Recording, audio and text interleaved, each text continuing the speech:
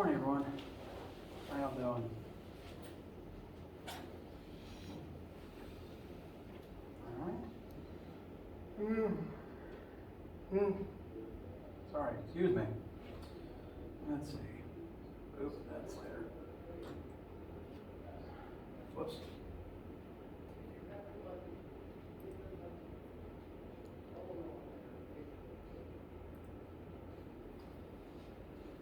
All right. Couple things. One, I have some graded labs for you guys. The first 4 are up here. I suppose 2 of them I only just finished. The other 2 piles are the ones that have been in the lab room. We just haven't taken all of them yet. So the first 4 labs are up here and graded. You are allowed to come and claim them. Just keep them. If your name isn't in this file, it means you either missed that lab or one of your teammates has already taken it. So check in with them if you don't see it there and you want to know what your grade is. I also have all the grades recorded, so you can see about them at any time.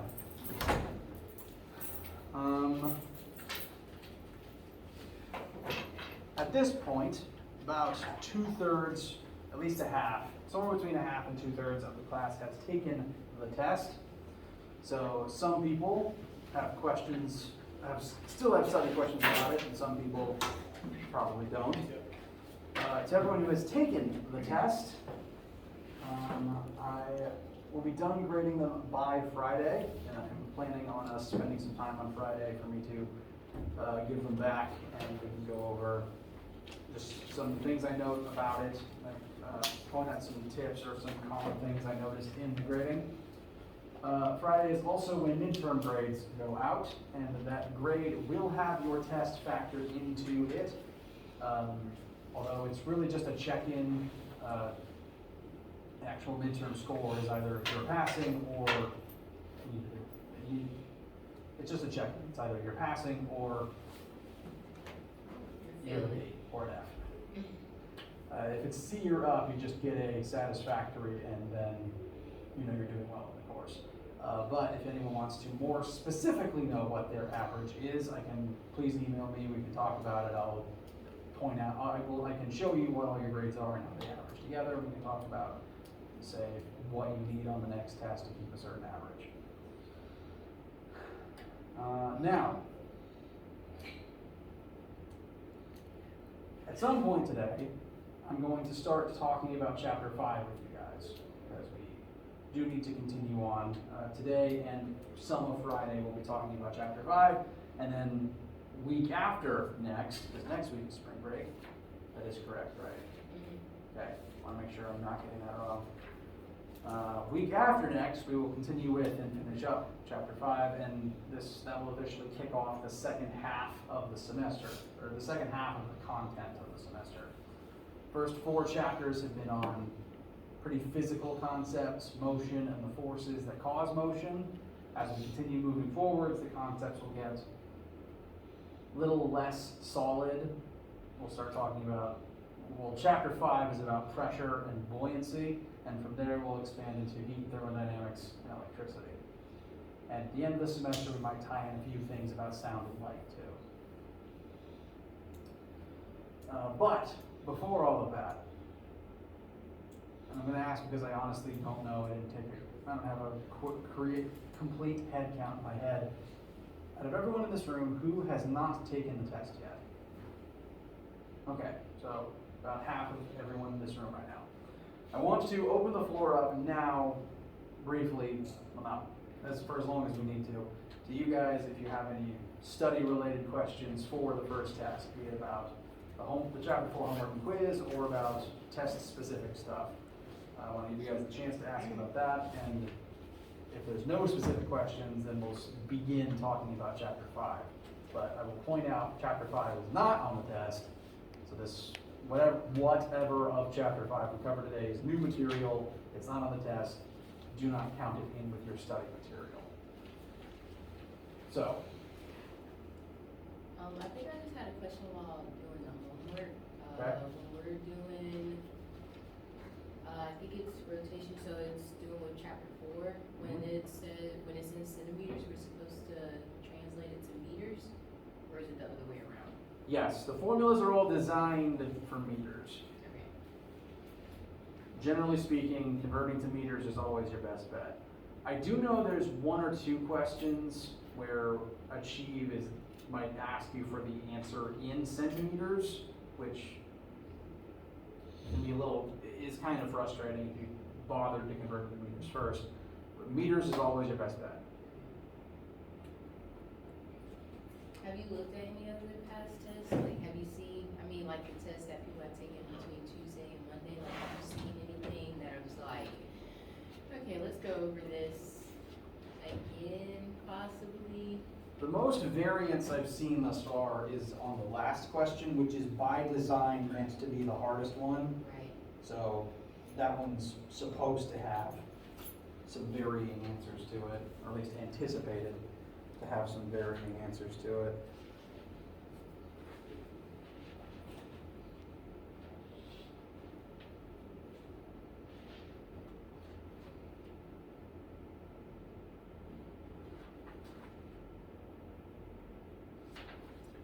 I'll definitely point out two-dimensional motion, making sure to, whenever there is motion in more than one axis at once, to mentally keep track of what things are happening in which axis.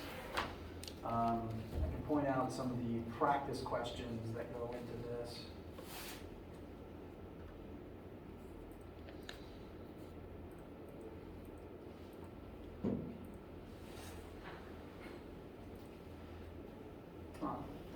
So this is my practice test answer key.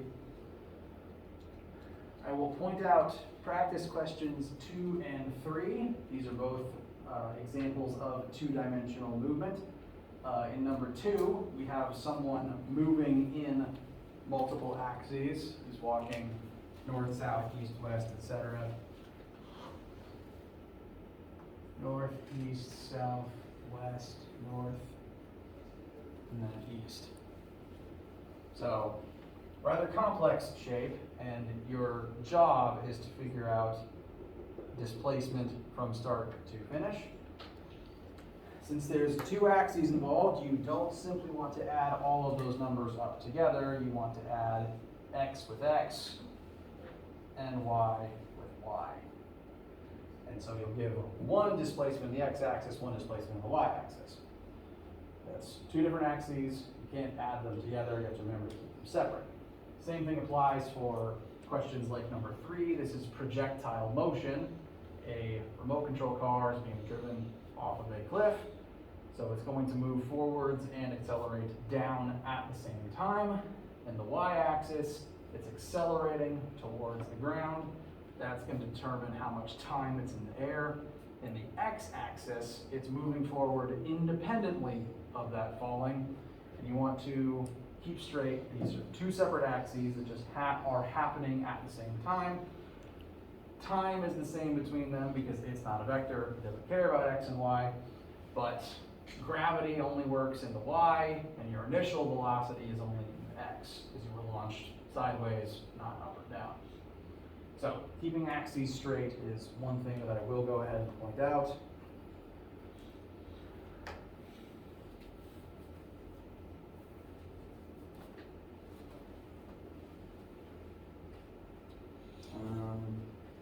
So questions like those, you should have two separate answers, one for x and one for y. Question 2, yes, there's some distance in the x-axis and some distance in the y-axis. They can't add together.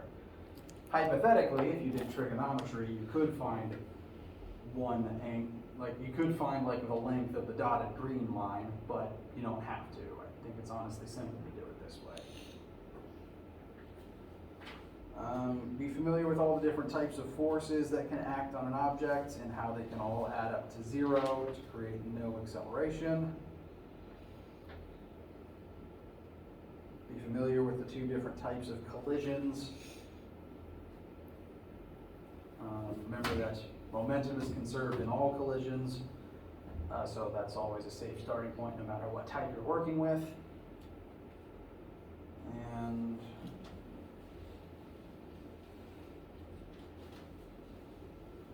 always remember to try every question and have some amount of work written for all of them.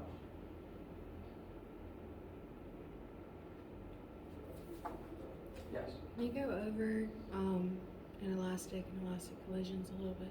Yes. So, for that, I'm going to scroll down to one of the sample questions here that is about those two types of collisions.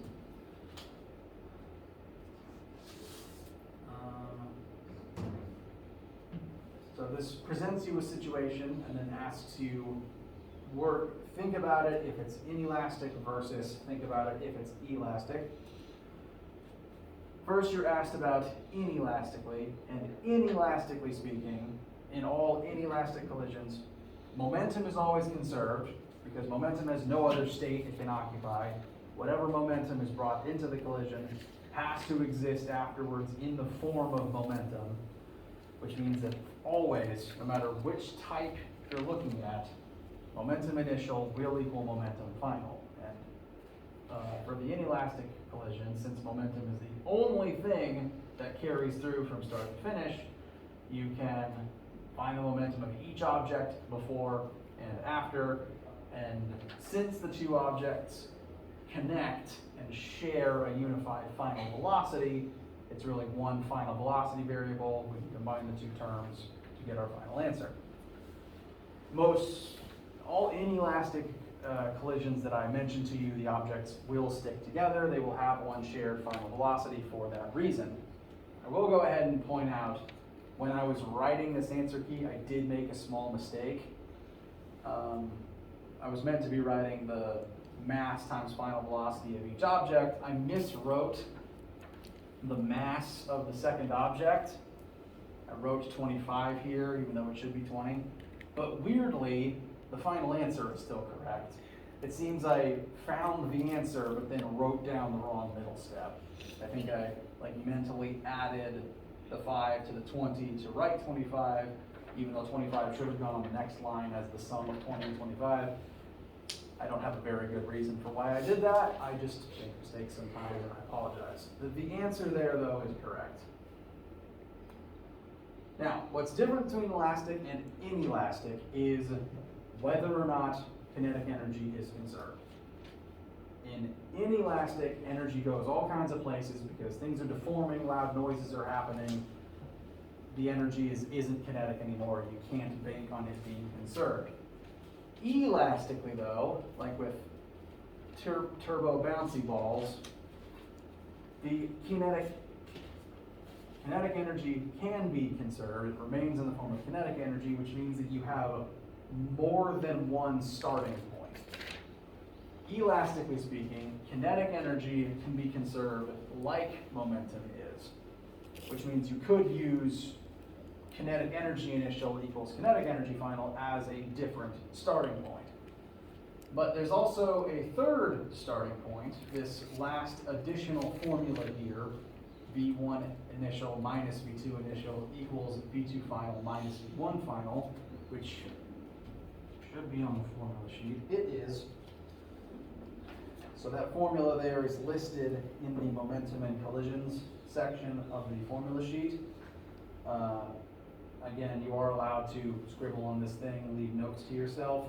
I would put a note next to this, only works for elastic collisions, because this formula just doesn't work inelastically.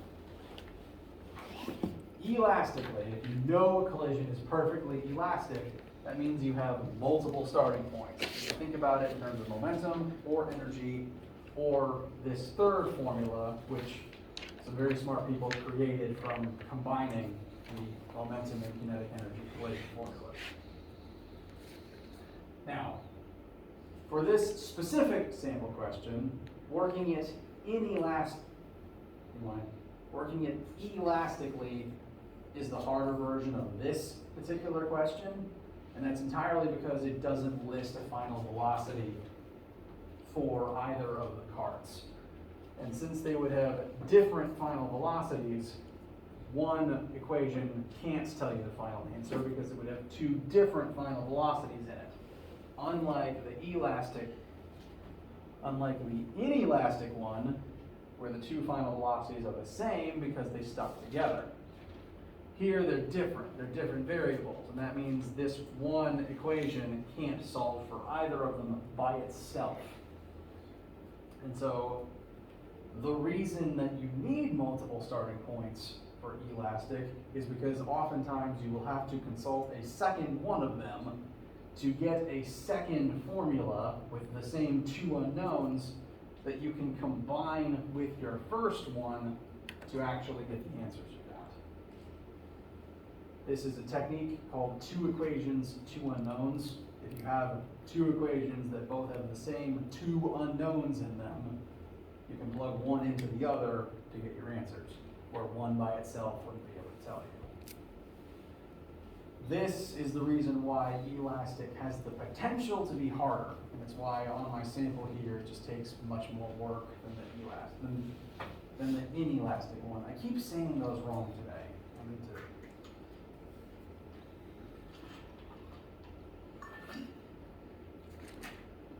I apologize for my verbal inconsistency.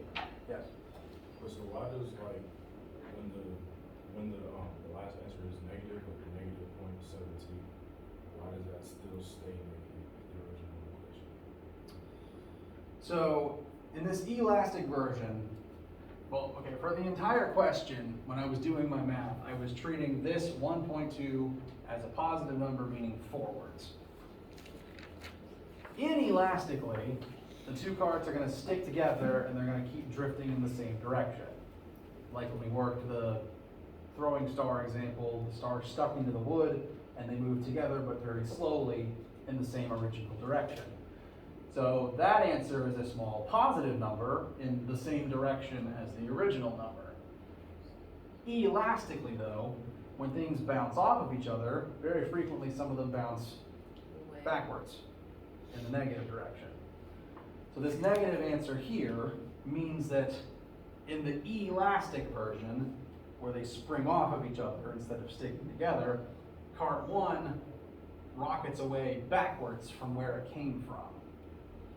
Meanwhile, the other one, cart 2, has a different positive answer because it will move forwards from that collision while cart 1 shoots backwards. It would be like if you threw a bouncy ball, instead of throwing a shuriken at the piece of wood to knock it over, you threw a ball at it. The wood will fall over, but the ball will bounce away from the impact. Does that make sense? Or does that help? Makes sense. Okay. Now I will say, the elastic version here is the hardest version of this type of question because it takes the most work because you don't know either final velocity. Typically, I try to make my practice questions longer and more difficult than the test version so that you can make all your mistakes here instead of making them later. The actual test question won't be as much work as this particular practice question for that reason. Because I don't want the test's difficulty to come from time. I want it to come from, do you understand what's happening and can you tell me that you understand? So with part A, the only reason we were able to combine them together is because momentum is constant with that one as opposed to what it is in an elastic collision. Momentum is constant in both. The reason we can combine them here is since the carts stick together, they would have the same final velocity, which would make these two VFs the same number. Whereas elastically, when They're going two different okay. not only two different numbers, but two different directions.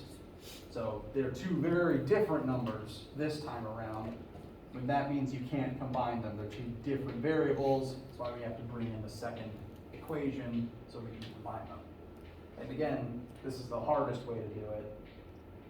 The test version will be simpler because I don't want the difficulty to come from the time that it takes to work it. I find working at this version very tedious, frankly. I don't want you to have to do it in a timed environment. That said, if you can do this, if you you can do the practice version, you'll be fine. If you understand the concepts here, you'll be fine.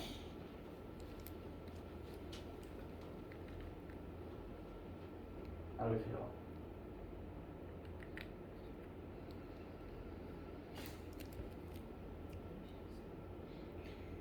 Fair. It's a normal human response. I'm anxious all the time. Yes. Question one of the quiz. Just so we do that. Yes, I've been getting some questions about that one.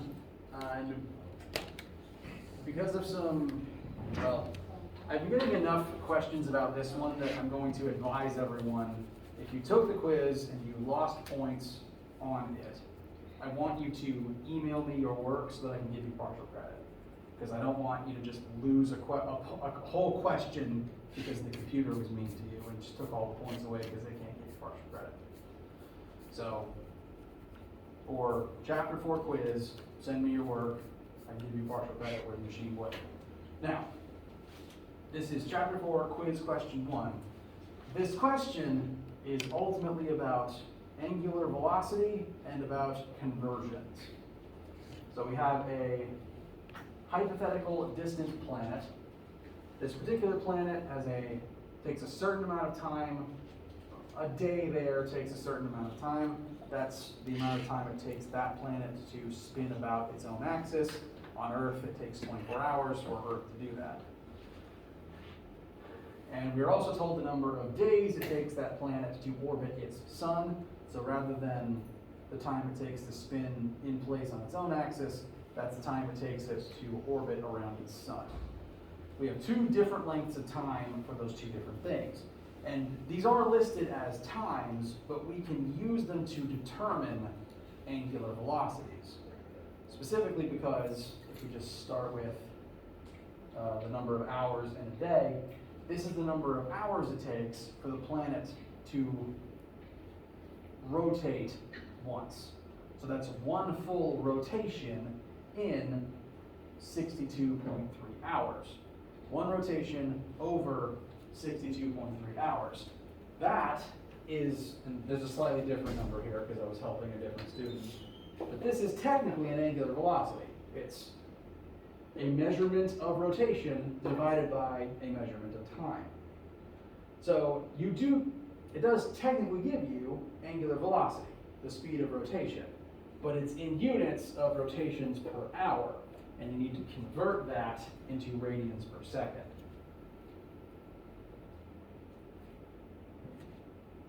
And the second part is ultimately very similar, except you're given a number of days for 1 full revolution around the sun.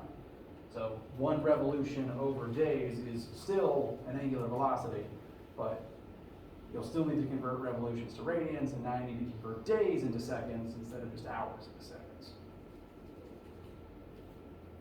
Excuse me. Any other questions?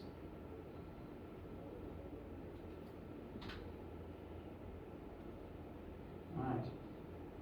Anything else related to chapter 4 homework quiz or the upcoming test?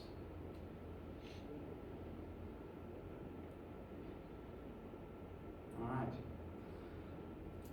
I do honestly think everyone is going to be just fine. I wouldn't give you something that I didn't think you were capable of doing. Do, again, ask me questions mid-test, and do have something written for every single question. At this point, I would like to begin looking at chapter 5.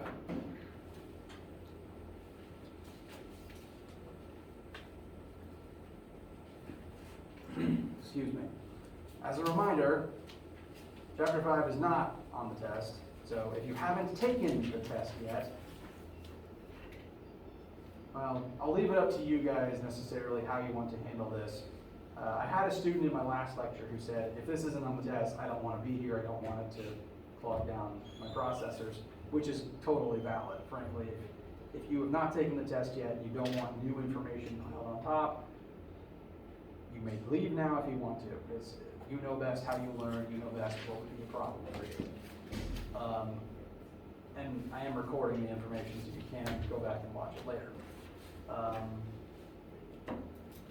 to those who haven't taken the test yet, sorry, to those who have, excuse me, this is just the next pieces of information, it's just the next material, so there shouldn't be any issue there. I do encourage you, if you do head out now, to at least go back and watch the recording later, after you take the test, so you can start thinking about this information. The notes will also be online if you want to go over them there. Just so that you have this in your head, the next chapter is on, Like the slides are already on? they should be. If they're not, I will fix that shortly, and I'll make sure that the video is linked. Just so that you know, sneak preview, chapter 5 is on pressure. Air pressure, liquid pressure, and how it affects certain objects depending on the context. So if you want to head out, or again, you know best what you need before the test, you can, no worries there. If you're sticking around though, this is new information, it won't be on the test if you haven't taken it yet. Is it okay if I come to the test a little late, just because I have no class right before it? We have test lunch. Yeah, I mean, I'm gonna be here until everyone's done with it. Is it here or is it in the lab? It's in this room. Okay. If I haven't said that yet, test is in this room.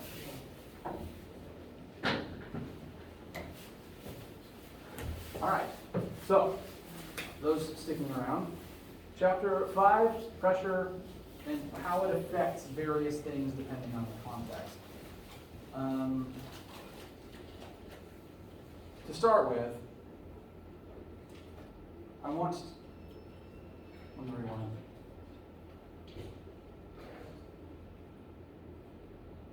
I want to quickly define the term fluid, because it's going to be important with how pressure acts on it and the pressure that the fluids can create. So, first question for me to you guys. If I was to ask you how many states of matter there are, well, what number would you tell me? 4 is a good answer. 4 is a good answer. 4 is the most common answer. Well, I'd say a lot of people might only say 3 if they haven't learned about plasma, but 4 is a more accurate answer.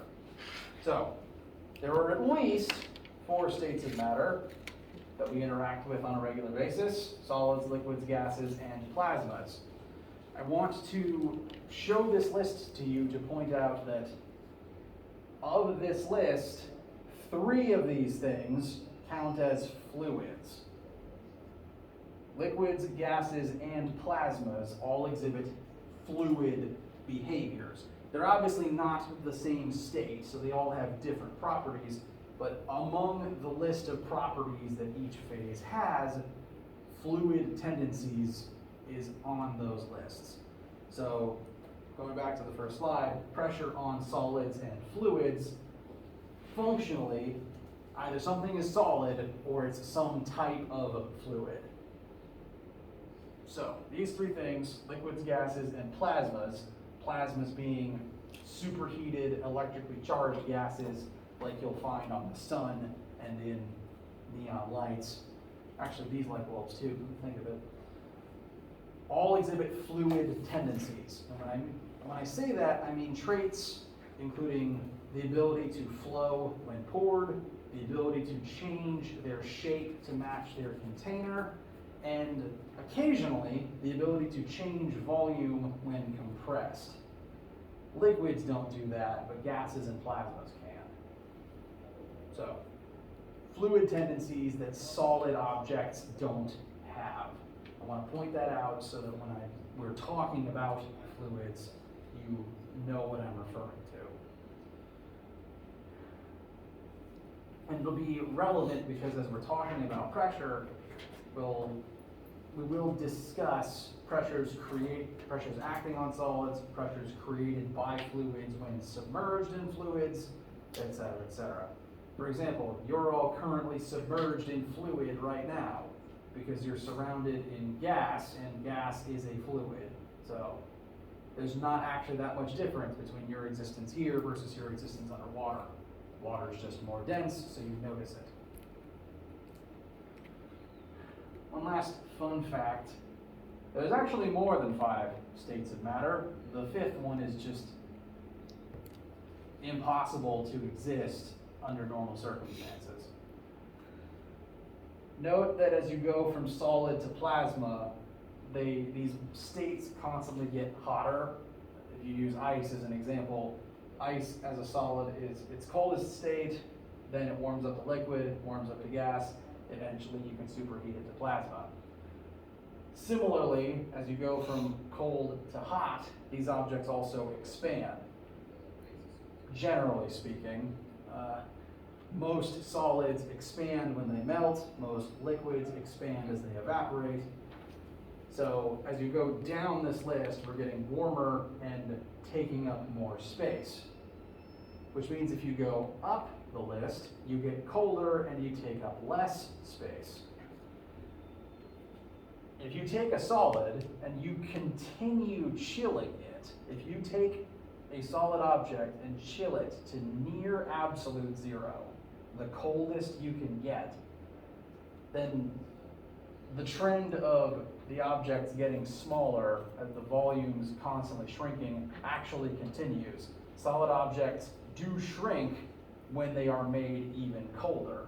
You might have noticed, like with jewelry, feeling like it's a different size based on its temperature. Solids shrink if they're cold. And so if you keep chilling a solid object, it will keep shrinking, and eventually its atoms and quantum wavelengths start overlapping when you get to approximately absolute zero. And we call that the 5th state of matter, Bose-Einstein condensate. Something you will never encounter in real life because you will never encounter absolute zero, but the substances themselves are so weird and start exhibiting very bizarre time-space, quantum mechanics, timey-wimey properties. It's considered a different state of matter, and it's a very weird thing to study. So there are 5, you'll just never see that 5th one unless you specifically go into physics and study it. So, let's define a few more terms and a few formulas that we will commonly refer back to. First is the definition of density, which should be reviewed for you guys. This should have come up in a previous middle or high school physical science class. Density is defined as the amount of matter within a certain volume of object. The more dense something is, the more mass is contained within its volume. Take, for example, this volume of iron compared to the same volume of air. There's way more matter in this hand than in this hand, even though I'm trying to hold on to something that's the same volume. The more dense something is, the more mass it contains, and generally the more often it will sink. Because in order to float, you have to be less dense than what you're trying to float in. So density is mass over volume. Frustratingly, it also uses rho as its variable, which is, I don't know who voted that. We're not going to refer back to the formula itself very often, but it's worth noting it is technically rho. Common units for density are kilogram per meter squared and grams per milliliter. Which version is more common depends on if you're talking to a physicist or a chemist, really. Since physicists work with big, heavy things and chemists work with a lot of small amounts of things. Although ultimately I think these units equal the same thing. If we ever need density, we're pretty commonly going to use kilograms per meter cubed because we like kilograms and we like meters cubed. But any unit of mass over any unit of volume is technically a valid unit. The real thing that I want to make sure you keep in your heads is pressure, which you might not have seen the formula before. You've heard the word before, and you've probably even heard it used scientifically. If you've watched a weather report, they've talked about barometric pressure, or taken a chemistry class and learned about like the pressure a gas exerts or the pressure on a gas. If you've heard pressure used in those contexts before, this is that pressure. Pressure is defined as force exerted over a surface area. All the forces you have ever exerted in your life have been applied over the surface area of contact between you and the object in question. If I take my hand and I start pushing down on this tabletop, I'm exerting a force in some number of newtons, but that force is being applied by a two-dimensional surface area of my palm. It's a weird shape, but I could figure out this surface area eventually, find an actual number of meters squared that my palm takes up, and the force I exert is exerted over this area.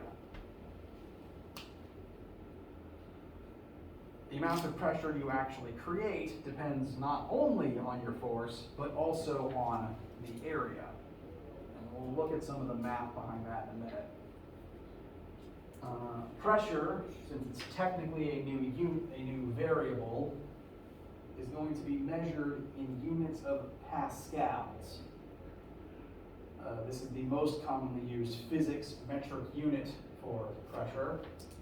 There is another very common unit of pressure. There's frankly a lot of pressure units. A lot of physicists have invented a lot of different ones over the years. These are by far the two most common ones. Pascals is the one we're going to mostly be using. The other most common one is atmospheres. I'm bringing this unit up because it's a convenient thing to keep in mind. Right now, there's air pressure acting on your body. You don't notice it because your body's calibrated not to notice it, and it's been acting on you your whole life, so you don't really notice air pressure on you until it changes. But scientists have noted how much air pressure is typically created by air on Earth's surface on an average temperature day, and determined that amount of air pressure to be 1 atmosphere's worth of air pressure. So 1 ATM is the amount of air pressure you feel right now. It's what you're used to feeling from the air around you. I bring this up to give you the comparison. 1 ATM, the pressure you are currently experiencing, is equal to 101,325 pascals. This is the amount of pascals you are currently experiencing from the air around you. It is a big number, but pascals are designed to be a small unit to make up for that fact. So, it is a big number, but it's not meant to be a scary number. It's one you've literally been feeling the entire time you've been in air on Earth's surface. So I bring this up to give you the comparison for what 1 Pascal actually means. Questions? All right. Couple quick sample questions. Using the density formula, if we know the density of a boulder and its volume, can we figure out its mass?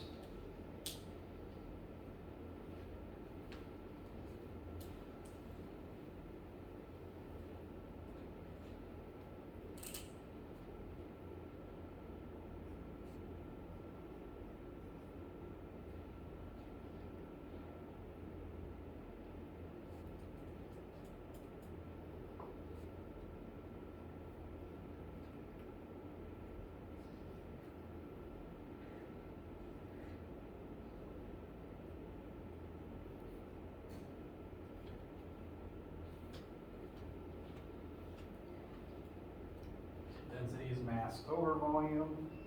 Mass is the unknown, so we'll ultimately end up multiplying density by volume to give us mass.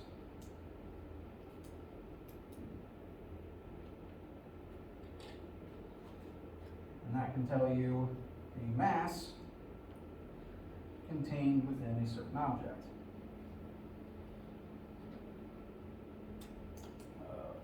Keynotes: boulders are heavy, and again, density will determine if something can float or not. I'm mentioning this because we will talk about floating and buoyancy in this chapter. Typically, if you want to float, you need to be less dense than the thing you're trying to float in. Wood floats in water because it's less dense than water. Humans are about as dense as water, so we can try to float in water.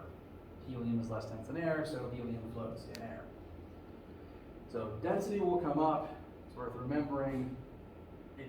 This formula is the definition of density, so worth keeping in mind. But before we break for the day, I really want to focus on that pressure formula to make a few points about it and about pressure itself.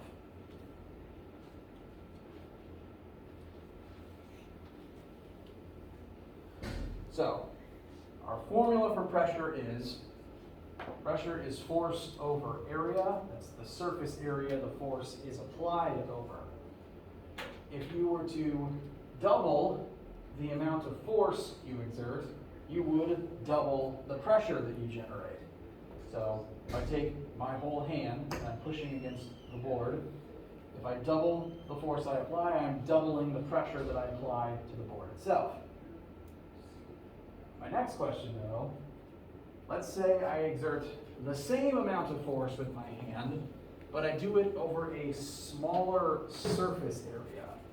So let's say instead of applying force with my whole palm, I clench my fist. This part of my knuckles has a smaller surface area.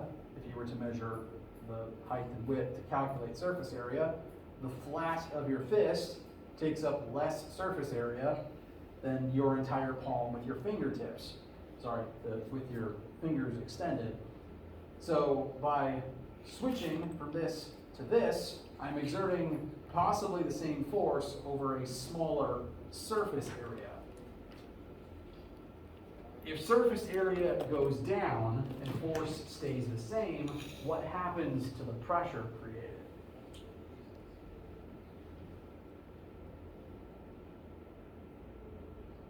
Can you repeat that? Yes, looking at this formula, if you, let's say you're applying 10 newtons of force, and you start by doing it with your whole palm, but you switch to doing it with a reduced surface area. So I'm dropping the area, I'm reducing the area that I'm applying the force over. If A gets smaller, what happens to P? It goes up. If you divide by a smaller number, you'll get a bigger answer. Dropping surface area increases the pressure generated. And you have probably noticed this instinctively at some point in your lives. I would not actually ask you to do this, but if you needed to break glass and all you had was your bare hand, would you have a better chance of breaking the glass with your whole palm or punching it with one knuckle? Your knuckle. You would instinctively try to use the reduced surface area of your fist and knuckles than slapping it. That makes sense instinctually, right? And that's entirely because the flat of your fist and your knuckle has less surface area. There's only so much force you can generate with your arms, but if you exert it over a smaller area, you'll get more pressure out of that one punch. And pressure is ultimately the determining factor of whether or not something breaks. The more pressure something is under, that will determine if it will break or not. Force plays a part, but pressure is the ultimate determining factor. This becomes pretty apparent when you look at all of the weapons and tools that humans have created over our storied history. Let's compare, instead of comparing your palm to your fist, let's compare your fingertip to a needle. The tip of your finger has some amount of surface area. It's not exactly flat, but you could figure out the surface area of your fingertip. I'm gonna simplify and just assume that my fingertip is a square brick. If I'm pressing down with my fingertip, that's a certain force over a certain surface area. But if I was holding a needle in my other hand and pushing into something with the same amount of force, the tip of that needle has a much smaller surface area than the tip of your finger. If you zoom in far enough, it'll eventually look flat. You can measure its surface area, but it's a much, much smaller number. And so the same force that you apply over that smaller area creates more pressure. And that's why the needle can actually poke through things with a small amount of force. Needles, knives, swords, axes, all bladed and pointed instruments utilize this.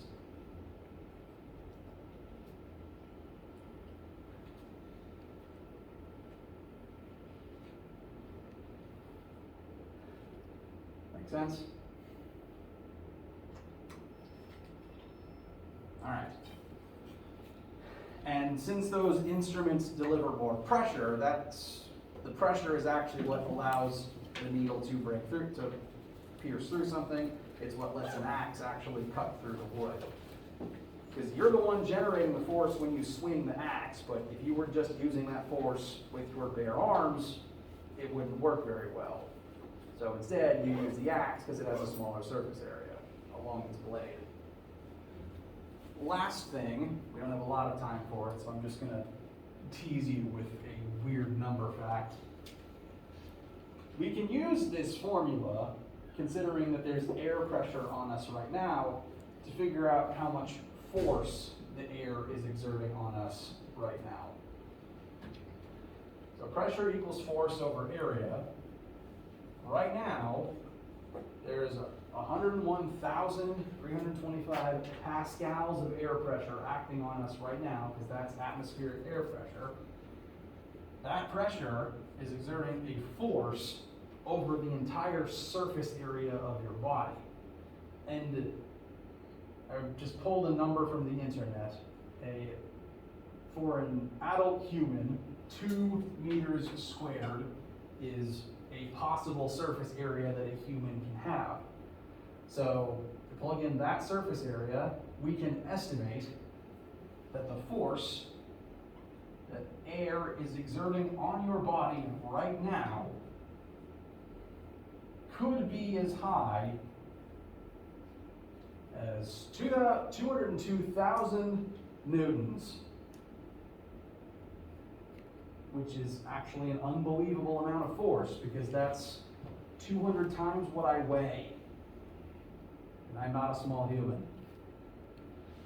As weird as this seems, I promise you it's true. And we'll talk about why that is next time, and how you've never noticed this tremendous amount of force acting on you. Questions?